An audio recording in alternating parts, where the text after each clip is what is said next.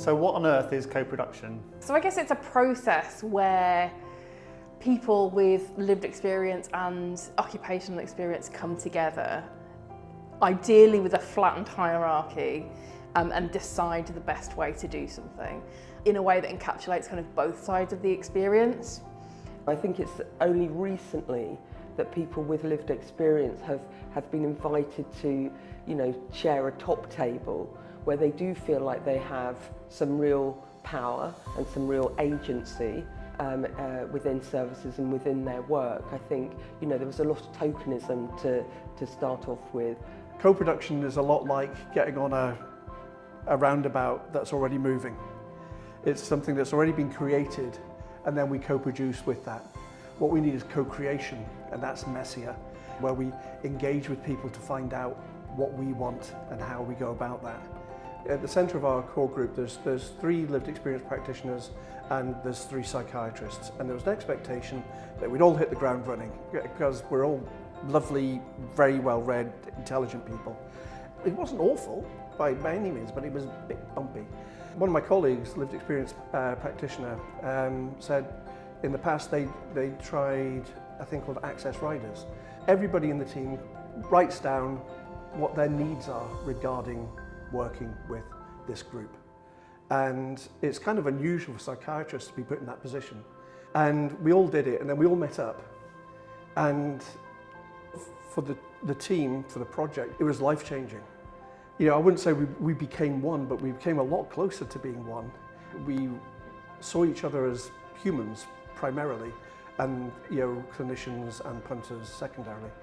I think there are some real challenges in getting some people with lived experience who can articulate their experience and their needs within a service in a way that is useful and that can be heard. I think sometimes, understandably, people with lived experience are often really angry about the services that they've received, and sometimes co-production spaces end up becoming like places for people to kind of axe grind rather than actually think about co-production, which I think really frightens organisations, and then they think, oh, it's not worth doing this if people are just going to come and shout at us. And they deserve to be shouted at, but it doesn't do much for co-production, I don't think.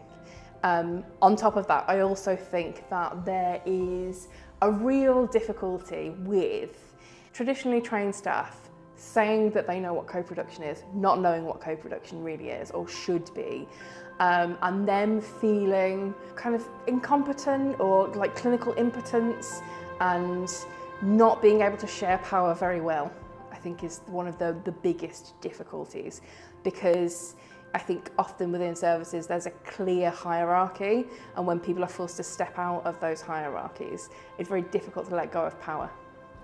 I think the biggest hurdle that we've had is thinking about diversity within co-production.